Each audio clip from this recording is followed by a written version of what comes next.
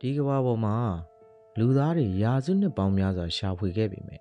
ဘယ်တော့မှမတွေ့ခဲ့ဘူးတဲ့မြို့တစ်မြို့ရှိပါတယ်။မြေပုံပေါ်မှာမရှိဘူး။ဂျိုရူဓာတ်ပုံတွေပေါ်မှာမပေါ်ဘူး။ကိုကဲအမှရှာလို့မရဘူး။ဘာကြောင့်လဲဆိုတော့အဲ့ဒီမြို့ဟာမြေပြင်ပေါ်မှာမဟုတ်ပါဘူး။ဟိမွေနာတောင်တန်းတွေရဲ့အနက်ရှိုင်းဆုံးနေရာတွေမှာတည်ရှိပါတယ်။ဒါဟာဒန်နာရီတစ်ပုတ်လား။ဒါမှမဟုတ်တခုခုပဲဖုံးကွယ်ထားတာလား။အားလုံးပဲမင်္ဂလာပါ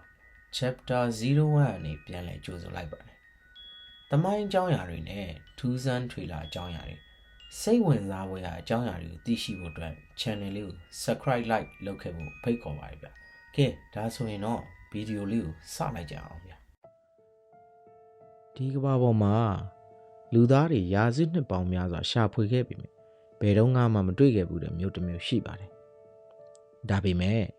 အဲ့ဒီမြို့ဟာမြေပုံပေါ်မှာမရှိဘူး။ဂျိုရူဓာတ်ပုံတွေပေါ်မှာလည်းမပေါ်ဘူး။ခေတ်အဆက်ဆက်စူးစမ်းရှာဖွေသူတွေသူ့ကိုရှာဖို့အသက်ကိုပါမြုပ်နှံခဲ့ကြပြီပဲ။ဘယ်သူမှသူ့ကိုမရောက်ဖူးခဲ့ကြပါဘူး။ဘာကြောင့်လဲဆိုတော့အဲ့ဒီမြို့ဟာမြေပြင်ပေါ်မှာမဟုတ်ပါဘူး။သူဟာမြေအောက်မှာဟိမွေနာတောင်တန်းတွေရဲ့အနက်ရှိုင်းဆုံးနေရာတွေမှာတည်ရှိတယ်လို့ယုံကြည်ကြပါတယ်။ဒီမြို့ရဲ့နာမည်ကတော့ရှမ်ဘာလာရွှေမြို့တော်ငိမ့်ချမ်းရေးရဲ့မြို့တော်ဒါမှမဟုတ်တချို့ကအလင်းရောင်ရဲ့မြို့တော်လို့တောင်ခေါ်ဆိုကြပါတယ်ရှမ်ဘာလာဆိုတဲ့နာမည်ကိုပထမဆုံးချိန်ကြားဘူးကြမှာပါဒါပေမဲ့အဲ့ဒီနာမည်ရဲ့နောက်ွယ်ကဇလန်းကိုတော့အနှဲငယ်သာသိကြပါတယ်ဒီတစ်ခါတော့ရှမ်ဘာလာရဲ့လှုပ်ဝက်ချက်ကိုအစားဆုံးတူတူလေ့လာကြည့်လိုက်အောင်ဗျာရှမ်ဘာလာရဲ့အကြောင်းကိုပထမဆုံးအသေးစိတ်ဖော်ပြထားတာကတော့တိဘက်ဗုဒ္ဓဘာသာရဲ့ရှေးအကျဆုံးကျမ်းစာတွေကတစ်ခုဖြစ်တဲ့ကလာချက်ကရာကျေဆဝွန်းအဆုံးမှာကျမ်းနေမှာပါဒီကျမ်းစာကို BC 888ခုနှစ်လောက်ကဘုရင်တစ်ပါးဖြစ်တဲ့ဆာချာဒရာစီကနေပြီးတော့ဗုဒ္ဓကိုယ်တိုင်တွားရောက်ဟောကြားခဲ့တယ်လို့ယုံကြည်ကြပါတယ်ဒါပေမဲ့ဒီကျမ်းစာအနှစ်1000ကျော်အထိလှုပ်ဝက်ထားခံရပြီပထမဆုံးအနောက်တိုင်းကိုရောက်ရှိလာခဲ့တာကတော့1920ပြည့်နှစ်မှာပါကလာချက်ကရာကျမ်းစာအရရှမ်ဘာလာဟာတာမန်လူသားတွေမမြင်နိုင်တဲ့နေရာတစ်ခုပါအဲ့ဒီနေရာမှာနေထိုင်တဲ့သူတွေကလူသားတွေထက်နှစ်ထောင်ပေါင်းများစွာရှေးကျတဲ့အသိပညာတွေနည်းပညာနဲ့ဝိညာဉ်ရေးရာစွမ်းအားတွေကိုပိုင်ဆိုင်ထားတယ်လို့ဆိုပါတယ်သူတို့ဟာရုပ်ဝတ္ထုလောကရဲ့အကန့်အသတ်တွေကိုကျော်လွန်ပြီးစိတ်ရဲ့စွမ်းအားနဲ့ရုပ်ဝတ္ထုတွေကိုပြောင်းလဲနိုင်တယ်လို့လည်းယုံကြည်ကြပါတယ်ရှမ်ဘာလာရဲ့ဖွဲ့စည်းပုံကိုကလာချက်ကရာကျမ်းစာထဲမှာအသေးစိတ်ဖော်ပြထားပါတယ်ဒီမြို့တော်ဟာရှစ်ထပ်မြောက်တဲ့စဝိုင်းပုံနန်းတော်ကြီးတစ်ခုဖြစ်ပြီးအလဲဘိုးမှာရှမ်ဘာလာရဲ့ဘုရင်ဆံမြတ်တဲ့နန်းတော်ရှိတယ်လို့ဆိုပါတယ်ဒီနန်းတော်ရဲ့အပြင်ဘက်အလွှာတွေမှာဖျားเจ้าတွေပညာသင်ကြားရေးစင်တာတွေဥယျာဉ်တွေရှိပြီးတော့အပြင်ဘက်အဆုံးအလွှာမှာတော့စစ်တီတော်တွေနေထိုင်တယ်လို့ဆိုပါတယ်ရှမ်ဘာလာရဲ့လူကြီးတွေဟာတန်းနဲ့ချီရှိတယ်လို့လည်းကျမ်းစာတွေမှာဖော်ပြထားပါတယ်ရှမ်ဘာလာရဲ့ဘုရင်တွေကမျိုးဆက်32ဆက်တိုင်ဆက်ခံခဲ့တယ်လို့ဆိုပါတယ်ပထမဆုံးဘုရင်ကတော့ဆာချန်ဒရာဖြစ်ပြီးတော့နောက်ဆုံးဘုရင်ကတော့ရူဒရာချန်ဂရင်လို့ခေါ်တဲ့ဘုရင်ပါဒီဘုရင်ဟာအနာဂတ်မှာကဘာကြီးကိုအုပ်စိုးမဲ့ဘုရင်တစ်ပါးလို့ယုံကြည်ကြပါတယ်ကလာချက်ကရာကျမ်းစာအရကဘာကြီးဟာမကောင်းမှုတွေစစ်ပွဲတွေနဲ့ပြည့်နှက်လာတဲ့အခါရူရာချက်ဂရင်ဟာရှမ်ဘာလာကနေထွက်လာပြီးကဘာကြီးကိုငြိမ်းချမ်းရေးပြန်လည်ရရှိစေလိမ့်မယ်လို့ဆိုလိုပါတယ်ဒါဟာခရစ်ယာန်ဘာသာရဲ့ကဘာအဆုံးတရားစီရင်ပွဲနဲ့ဆင်တူတဲ့သဘောတရားပါပဲရှမ်ဘာလာဟာတိဘက်ဗုဒ္ဓဘာသာတစ်ခုတည်းယုံကြည်ချက်တော့မဟုတ်ပါဘူးဟိန္ဒူဘာသာရဲ့ရှေးအောင်ကျမ်းစာတွေဖြစ်တဲ့ဗျူဟာနာတွေမှာလည်းရှမ်ဘာလာအကြောင်းကိုအသေးစိတ်ဖော်ပြထားပါတယ်ဟိန္ဒူစာပေတွေအရရှမ်ဘာလာဟာကဘာရဲ့မြောက်ဖက်စွန်းဟိမွေနာရဲ့အနက်ရှိုင်းဆုံးနေရာမှာတည်ရှိပြီးအဲ့ဒီနေရာမှာဘီသနိုးဖျားရဲ့နောက်ဆုံးသရုပ်ပေါ်ခြင်းဖြစ်တဲ့ခါကီပေါ်ထွန်းလိုက်မယ်လို့ဖော်ပြထားပါတယ်ခါကီဟာမြင်းဖြူစီးပြီးဓာတ်ကင်ဆောင်ကဘာပေါ်ကမကောင်းမှုအားလုံးကိုဖျက်ဆီးပစ်လိုက်မယ်တဲ့သူဟာမကောင်းမှုတွေကိုအဆုံးသတ်ပြီးကဘာကြီးကိုရွှေခေတ်သစ်ကိုပြန်လည်ပို့ဆောင်ပေးလိုက်မယ်လို့ယုံကြည်ကြပါတယ်အဲ့ဒီရွှေခေတ်သစ်မှာလူသားတွေဟာအပြစ်ကင်းစင်ပြီးတည်ခြင်းတရားအိုခြင်းတရားနာခြင်းတရားတွေမရှိတော့ဘူးလို့လည်းဆိုကြပါတယ် တနည်းအားဖြင့်ရှမ်ဘာလာဟာဟိန္ဒူဘာသာရဲ့ပရာတိတုဘုံလို့တစ်ခုလို့တင်စားကြပါတယ်ဟိန္ဒူစာပေတွေမှာတော့ရှမ်ဘာလာရဲ့ဒီနေရာကိုစီးနှင်းဖုံးလွှမ်းနေတဲ့တောင်တန်းတွေရဲ့အလဲဘိုးလို့ဖော်ပြထားပါတယ်တိဘက်ဗုဒ္ဓဘာသာလို့မြေအောက်မှာလားတောင်ထိပ်ပေါ်မှာလားဆိုတာတော့အတိအကျမဖော်ပြထားပါဘူးဒါပေမဲ့နှစ်ခုလုံးရဲ့ဖော်ပြချက်တွေမှာတူညီတဲ့အချက်တစ်ခုကတော့ရှမ်ဘာလာဟာတာမန်လူသားတွေမရောက်နိုင်တဲ့နေရာဆိုတာပါပဲဝိညာဉ်ရေးရာရတန့်စင်ပြီးမှသာရောက်နိုင်တယ်လို့ဆိုလိုကြပါတယ်ရှမ်ဘာလာရဲ့လှုပ်ဝက်ချက်ဟာအာရှတိုက်တစ်ခုလုံးကိုဖျက်ကျော်ပြီးအနောက်နိုင်ငံတွေကိုပါရောက်ရှိသွားခဲ့ပါတယ်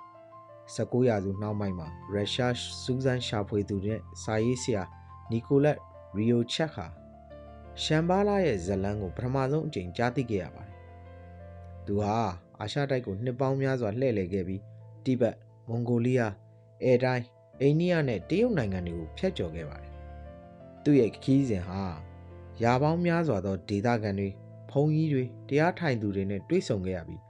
ရှမ်ဘာလာအကြောင်းပုံမြင်တွေအများကြီးကြားခဲ့ရတယ်လို့ဆိုပါတယ်ရီယိုရစ်ရဲ့အဆိုအရရှမ်ဘာလာဟာရုပ်ပိုင်းဆိုင်ရာနေရာတစ်ခုသာမဟုတ်ပဲဝိညာဉ်ရေးရဲ့အခြေခံအုတ်မြစ်လည်းဖြစ်တယ်လို့ယူဆကြပါတယ်သူ့ရဲ့စာအုပ်တွေထဲမှာ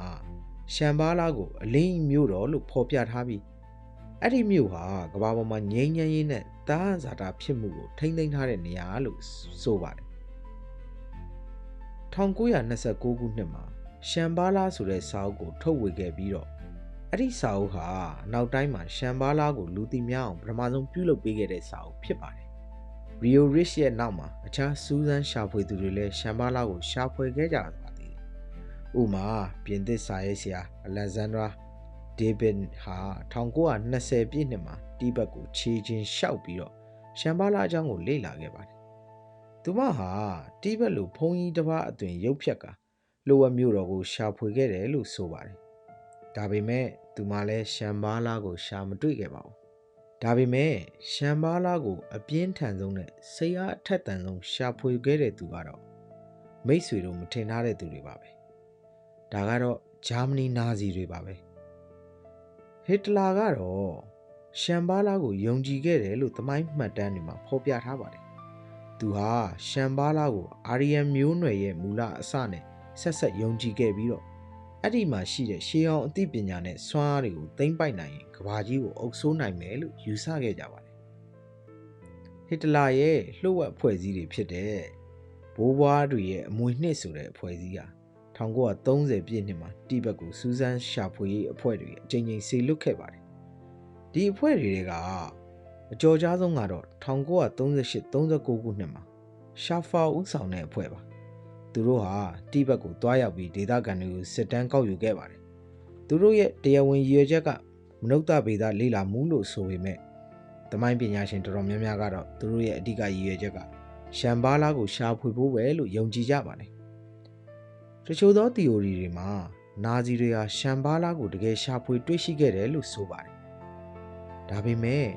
အဲ့ဒီအကြောင်းကိုလှုပ်ဝက်ထားခဲ့တဲ့အချို့ဆိုလို့ရှိရင်နာဇီတွေဟာရှမ်ဘာလာကဘုန်းကြီးတွေနဲ့တွေ့ဆုံခဲ့ပြီးသူတို့ရှိကဗီရူးလို့ခေါ်တဲ့ရှေးအောင်စွမ်းအင်တစ်မျိုးအကြောင်းသင်ယူခဲ့တယ်လို့ဆိုပါတယ်ဗီရူးစွမ်းအင်ဟာစွဲငင်အားကိုကျော်လွှားနိုင်ပြီးအာကာသယာဉ်တွေစွမ်းအင်လက်နက်တွေတိစောက်ဖို့အသုံးပြုနိုင်တယ်လို့ယုံကြည်ကြပါတယ်ဒါဟာနာဇီတွေရဲ့လှုပ်ဝက်လက်နက်တွေကြောင့်ပြောဆိုမှုတွေနဲ့လည်းဆက်နေပါတယ်ဒုတိယကမ္ဘာစစ်အပြီးမှာအမေရိကန်တွေဟာလည်းရှမ်ဘာလာကိုစိတ်ဝင်စားလာပါတယ် Operation Paperclip လို့ခေါ်တဲ့စစ်စင်ရေးမှာအမေရိကန်တွေကနာဇီသိပ္ပံပညာရှင်တွေကိုခေါ်ယူခဲ့တယ်လို့ရှမ်ဘာလာအကြောင်းသိရှိထားတဲ့နာဇီတွေရဲ့မှတ်တမ်းတွေကိုလည်းသိမ်းဆည်းခဲ့တယ်လို့ဆိုပါတယ်တချို့ကတော့အမေရိကန်တွေကရှမ်ဘာလာကိုဆက်လက်ရှာဖွေခဲ့ပြီးဒီနေ့ထိရှာဖွေမှုတွေဆက်လက်ရှိနေတယ်လို့ယုံကြည်ကြပါတယ်ရှမ်ဘာလာရဲ့ဒီနေရာကိုဘယ်သူမှအတိအကျမသိရသေးပါဘူးဒါပေမဲ့အဓိကယူဆ၃ချက်ရှိပါတယ်ပထမယူဆကတော့ဟိမွေနာအတွင်းကလှုပ်ဝက်ကြိုင်ဝမ်းတချို့ကရှမ်ဘာလာဟိမွေနာတောင်တန်းတွေရဲ့အနက်ရှိုင်းဆုံးနေရာလူသားတွေမရောက်ဘူးတဲ့ကြိုင်ဝမ်းတစ်ခုမှတည်ရှိနေတယ်လို့ယုံကြည်ကြပါတယ်ဒီကြိုင်ဝမ်းတွေဟာတောင်တန်းတွေရဲ့ဝင်းရံတာကိုခံထားရပါတယ်ပေါ်စည်းကနေမမြင်နိုင်အောင်သဘာဝအတိုင်းဖုံးကွယ်ထားတယ်လို့လည်းဆိုပါတယ်တိဘက်ဒဏ္ဍာရီတွေမှာ ဒီလိုဂျိုင်ဝမ်မျိုးရှိတယ်ဆိုတဲ့ပုံမြင်တွေအများကြီးရှိပါတယ်ဒုတိယယူဆချက်ကမြေရောက်မြို့တော်အာဂရတာတချို့သောလူတွေကတော့ရှမ်ဘာလာဟာမြေပေါ်မှာမဟုတ်ပဲမြေအောက်မှာရှိတယ်လို့ယုံကြည်ကြပါတယ်ဒီယုံကြည်ချက်အရာရှမ်ဘာလာဟာအာဂရတာလို့ခေါ်တဲ့မြေအောက်ကဘာကြီးရဲ့မြို့တော်ဖြစ်တယ်လို့ဆိုပါတယ်အာဂရတာဟာမြေအောက်လှိုင်ကောင်းစနစ်တွေနဲ့ချိတ်ဆက်ထားပြီးကမ္ဘာနေရာအနှံ့အပြားကိုရောက်နိုင်တယ်လို့လည်းယုံကြည်ကြပါတယ်ဒီယူဆချက်ဟာမြေအောက်မြို့တော်တွေအကြောင်းကျွန်တော်တင်ဆက်ခဲ့တဲ့ဗီဒီယိုနဲ့တိုက်ရိုက်ဆက်ဆက်နေတဲ့အတွက်ကြောင့်မလို့အထူးစိတ်ဝင်စားစရာကောင်းပါလိမ့်မယ်ဗျတတိယယူဆချက်ကတော့ဝိနည်းရေးရာအခြေအနေပါတချို့ကတော့ရှမ်ဘာလာဟာရုပ်ပိုင်းဆိုင်ရာနေရာတစ်ခုလုံးမဟုတ်ပဲဝိနည်းရေးရာရဲ့အခြေအနေတစ်ခုပဲလို့ဆိုကြပါတယ်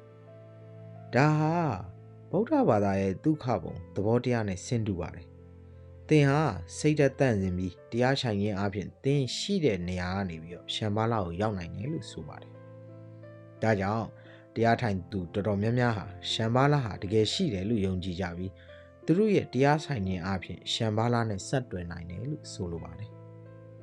ဒီနေ့ခေတ်မှာလည်းရှမ်ဘာလာကိုရှာဖွေသူတွေရှိနေပါသေးတယ်တချို့ကဟိမွေနာကိုခြေချင်းလျှောက်ပြီးရှာဖွေရတယ်တချို့ကတော့ရှေးအောင်မြေပုံတွေကိုလေ့လာနေကြတယ်တချို့ကတော့ဂျိုရူတပ်ပုံတွေမှာပုံမှန်မဟုတ်တဲ့တိဆောက်ပုံတွေကိုရှာဖွေနေကြတယ်ဒါပေမဲ့ရှမ်ဘာလာကိုဘယ်သူမှရှာမတွေ့သေးပါဘူးရှမ်ဘာလာရဲ့လှုပ်ဝက်ချက်ဟာဒီနေ့ထိလူသားတွေရဲ့စိတ်ထဲမှာဆက်လက်ရှင်သန်နေပါတယ်ဒါဟာငြိမ်းချမ်းရေးပရတိတုဘုံနဲ့မြင့်မြတ်တဲ့အသိပညာတွေကိုလူသားတွေဘယ်တော့မှဆွန့်လွတ်မှာမဟုတ်ဘူးဆိုတဲ့သင်္ကေတတစ်ခုပါဒါအပြင်ဒီကဘာကြီးမှာငါတို့မသိသေးတဲ့အရာတွေအများကြီးကြံရှိနေသေးတယ်ဆိုတဲ့သတိပေးချက်တစ်ခုလည်းဖြစ်ပါတယ်မိတ်ဆွေတို့စဉ်းစားကြည့်ပါရှမ်ဘာလာဟာတကယ်ရှိနေရင်အဲ့မှာဘလို့အရာတွေရှိနေမလဲလူသားတွေမသိသေးတဲ့အသိပညာတွေသိပ္ပံပညာရဲ့အဖြေမပေးနိုင်တဲ့ဆွမ်းအားတွေဒါမှမဟုတ်ငြိမ်းချမ်းရေးဆိုတာဘာလဲဆိုတဲ့အဖြေကိုယ်တိုင်လားတနေ့မှာ